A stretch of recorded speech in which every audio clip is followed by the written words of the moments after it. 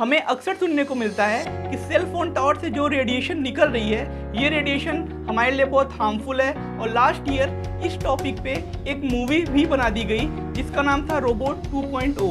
इस मूवी में ये बताया गया कि सेल फोन टावर से निकलने वाली रेडियस से जो बर्ड्स की डेथ रेट इंक्रीज कर रही है, इसका मेन रीजन यही है। तो इस वीडियो में हम इसी टॉपिक पे बात करेंगे कि इसके क्या एक्चुअल इफेक्ट हैं हमारी रियल लाइफ में और बर्ड्स के ऊपर इसके क्या इफेक्ट हैं। तो चलिए शुरू करते हैं।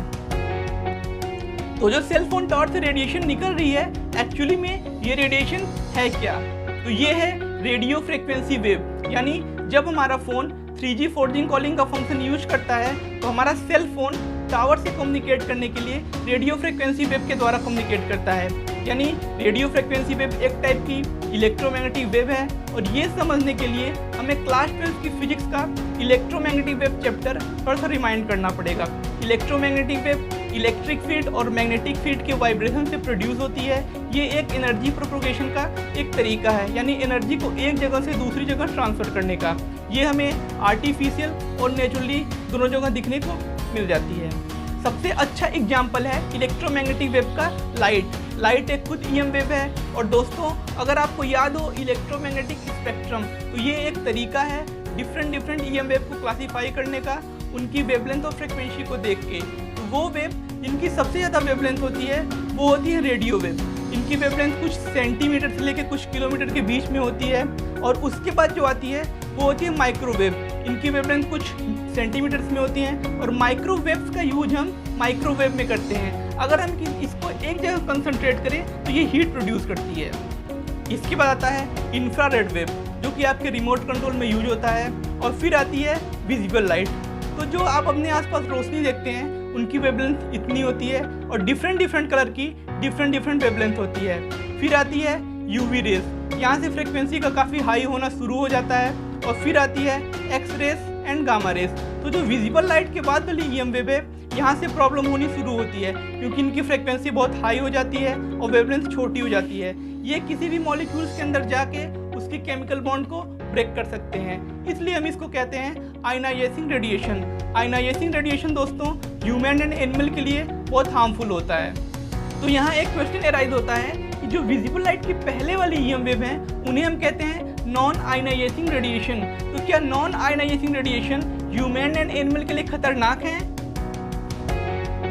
क्योंकि ये हमारे डीएनए के अंदर जाके हमारे डीएनए की केमिकल बॉन्ड को ब्रेक कर सकती हैं और इससे हमारे सेल में म्यूटेशन होगा और इवेंचुअली इससे हमें कैंसर हो सकता है। तो जितनी ज़्यादा फ्रिक्वेंसी एक ईएम वेव की होगी वो उतनी खतरनाक होती चली जाती है। जैसे न्यूक्लियर मटेरियल से निकलने वाली रेडियो एक्टिविटी होती है वो सबसे ज़्यादा खतरनाक होती है क्योंकि उस रेडिएशन की फ्रिक्वेंसी और पावर बहुत हाई होती है। तो देखो, साइंटिफिकली अभी इस चीज़ पे कोई कंक्लूजन नहीं निकला है, लेकिन कुछ रिसर्च ने ये बताया है कि अगर आप नॉन आयनाइजिंग रेडिएशन के अंदर हाई एक्सपोजर में ज़्यादा देर तक रहते हैं तो ये आपके लिए इफेक्ट हो सकता है। लेकिन कुछ रिसर्च ने ये बताया है कि इसका ह्यूमन एंड एनिमल पे इसका कोई इफेक्ट नहीं है।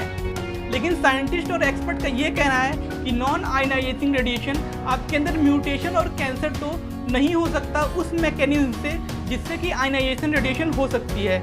लेकिन यहाँ एक सवाल उठता है कि ऐसी कोई और मैकेनिज्म है जिससे आपके अंदर non ionising radiation harmful effect पैदा कर सकती है।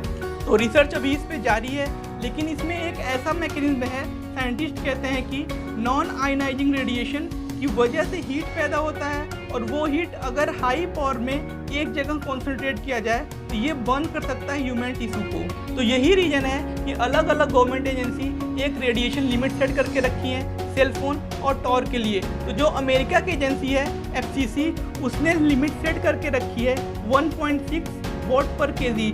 सेल फोन उनकी रेडिएशन नहीं होनी चाहिए इससे ज़्यादा, और ये जो लिमिट है ये कई गुना कम है उस रेडिएशन से एक्चुअली जिससे ये हीट इफेक्ट प्रोड्यूस हो सकती है।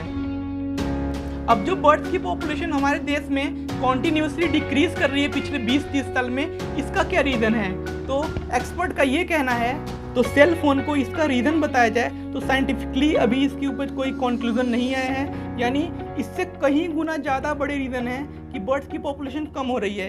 इसका सबसे बड़ा रीज़न है एग्रीकल्चर। एक्सपर्ट का ये कहना है कि एग्रीकल्चर के बढ़ने से जो पेस्टिसाइड हम यूज़ करते हैं उससे जो इंसेक्ट होते हैं उनकी पॉपुलेशन कम हो रही है। और क्योंकि इंसेक्ट बर्ड का खाना होते हैं, तो बर्ड्स के खाने के जब नहीं मिलेगा तो बर्ड्स की पॉपुलेशन ऑटोमेटिकली कम हो गई।